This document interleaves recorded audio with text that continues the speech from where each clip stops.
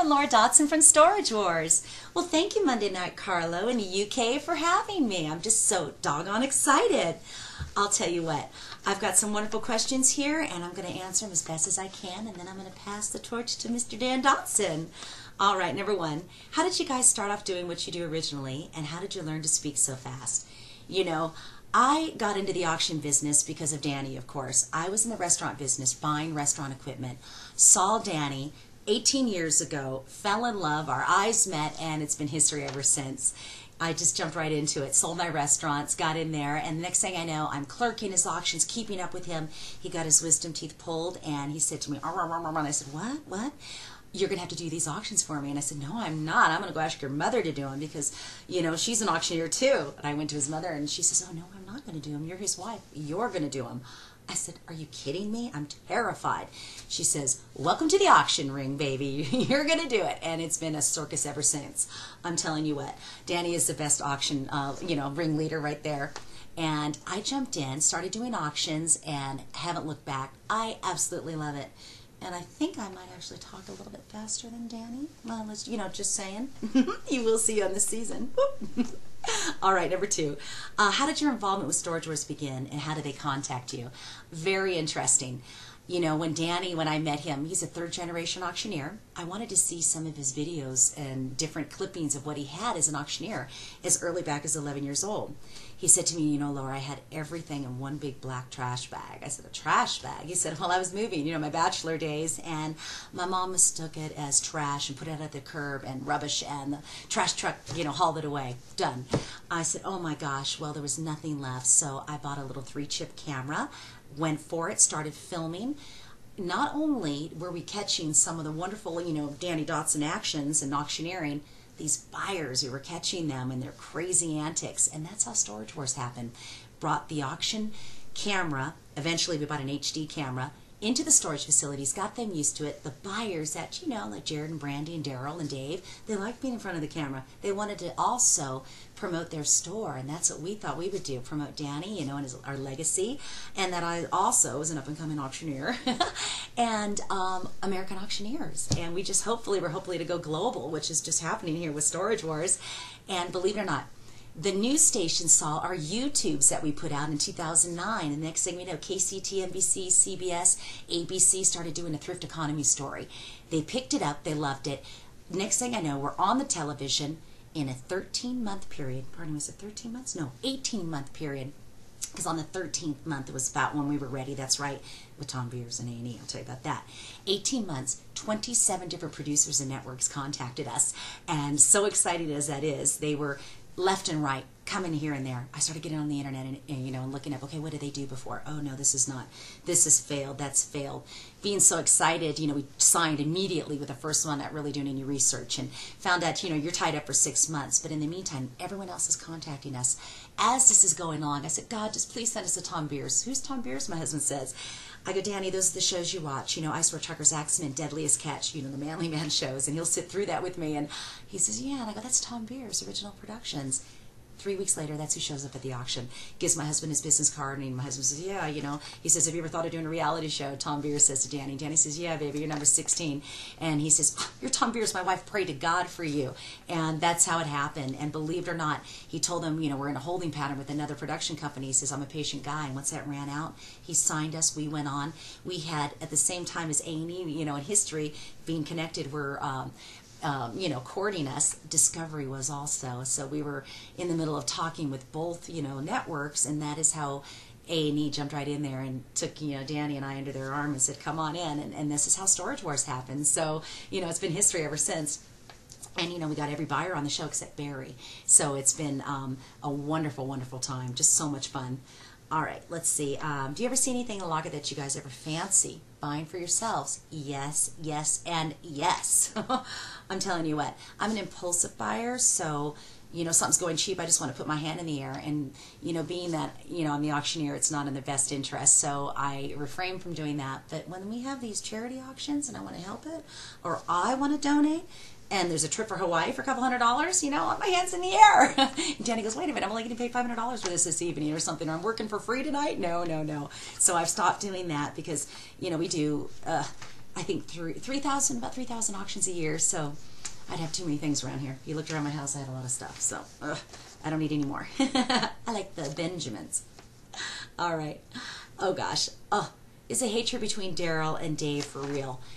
Is it for real? Yes. I'm telling you what, that was the one thing I think that when Danny and I would come home at night from doing our auctions and we were thinking, we're going to put a show together. These people are contacting us. We're putting our list together. We knew this was going to happen. We had a star rating system, basically, 1 through 10, and 1 being the best, of course. We look at our list, and I'm like, I've got Daryl here and Dave, and Danny and I are looking at each other laughing. Oh, yeah, top of the list. These two hate each other. Fantastic. Oh, I say to him, there's this guy out there, Jared. Have you ever heard his wife? She's telling him, you get in the car, quit spending that money. And he goes, I know Jared. He met his wife. He goes, she's perfect. She's adorable. She's perfect. She's got that sassy mouth. And I'm like, oh, yeah. I'm telling you what. A&E saw a clip of all of them, and every one of them got picked. Of course, they had been courting us, and we went in and we laid it all out. And Storage Wars is a monstrous franchise, and we're just so glad that it's gone global, and we're so glad that we're in your homes, because I always knew I'd be in the UK somehow. All right. Eventually, if you invite us there, we're there. All right. Is Barry Weiss as nice as he seems on camera? Oh, my gosh. When we met Barry, instantly, the attraction of Danny and I and Barry was just simultaneous. I looked at him, he looked at me, and we were like, oh my gosh, this guy's crazy. He looks at Danny and says, what's coming out of his mouth? He goes, do you understand him, what he's saying? I go, yeah. I was like immediately his interpreter, so I was his liaison to Danny. And the guy has got so much talent. He can look right in a unit and tell you, he's been around, what something's worth, a history of something. He knows so many people. He's so eclectic. He's crazy funny. He's the only guy my husband will allow me to kiss on the lips. Thank you very much. We just love Barry. Yeah, he's a funny guy, and all of his sleds he drives. Lord, he's the real thing, baby. And if you aren't getting enough of him, he's going to have his own little show, Buried Treasures. Keep your eye out for him.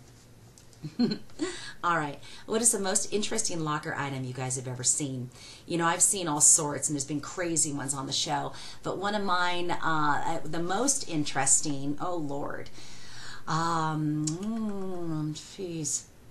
Oh, I've had some really crazy ones, like a Jack Kevorkian unit. I don't know if you know who he was. He was a suicide doctor for people that were terminally ill here in the United States, and he would help assist their suicide. Well, of course that can't happen here, so they put him in prison, and they've actually made a show about him. It's all about Jack or something, I gotta get it right. Jeez, you would think I would know. And it's about Jack, I think it's something like that, and it's Jack Kevorkian. And his unit was like, you couldn't believe it, looked like a vagabond. Either the person was living in the hospital or in the laundromat, the different items that were in there. Anyway, there was $38,500 all in $5 bills consecutive in there, and they were all inside of dishwashing and clothing, laundry boxes. There were boxes of the detergents. So when the person was throwing them out, there was money in there. So it was very, very interesting, very unusual. So that was very unusual, very interesting. What is the weirdest locker item you've ever seen come across? Will you go back out? It's cold out there. Okay, go over there. So what is the weirdest locker item you've ever come across? I was afraid the dogs were going to come buzzing in on me. The weirdest one, I have this locker, and it's this pirate booty. And I open it up, and there's trash everywhere, except for this pirate's booty trunk. It looks like it's come off a pirate ship, off a stage show. I mean, it doesn't even look real. Well, I'll tell you what, that was the weirdest thing ever.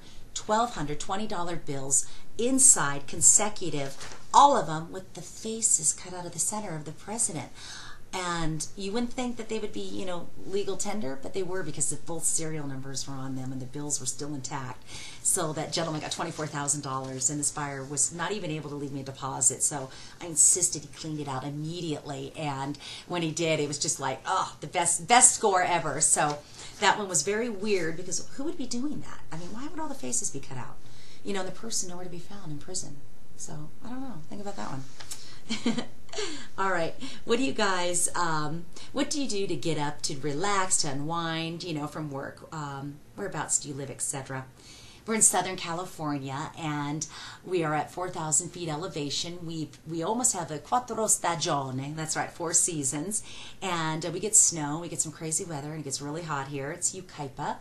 And a lot of our fun is here in the city that we live in to relax and unwind. We live on a big mountain and we enjoy getting on our quads, taking off. I enjoy, getting out the rifle, and the shotgun and stuff like that. Target shooting, we enjoy it. I have a good fun time, hitting the targets.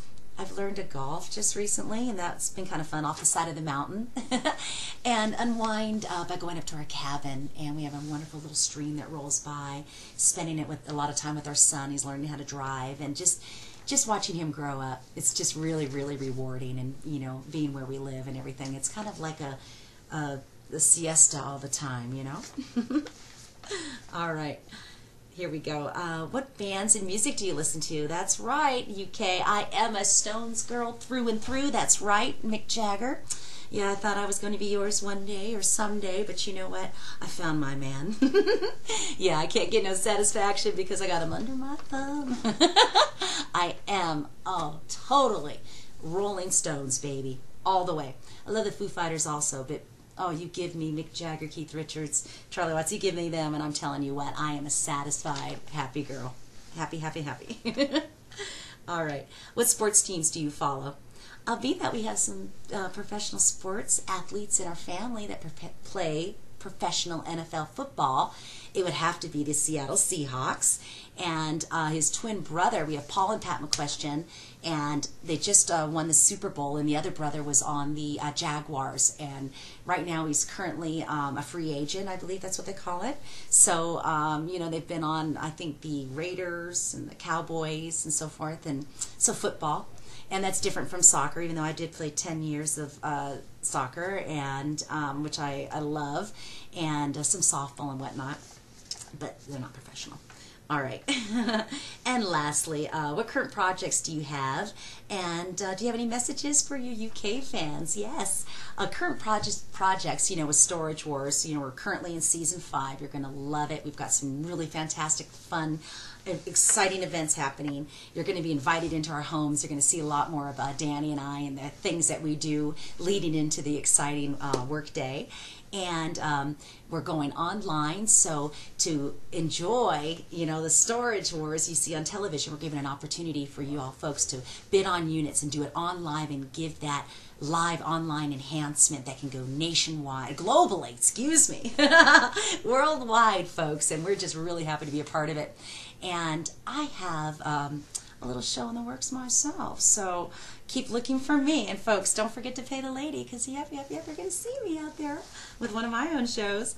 And I just want to say thank you to our UK fans for being just so loving, Storage Wars, and being fans of ours, because that's what's keeping us on the air and absolutely bringing us, globally. And we're just so thankful, to the, History UK and you folks for having us there. And Monday Night Carlo, we thank you for putting us out there and spreading the word. Storage Wars, baby. And don't forget to pay the lady. Thank you. God bless.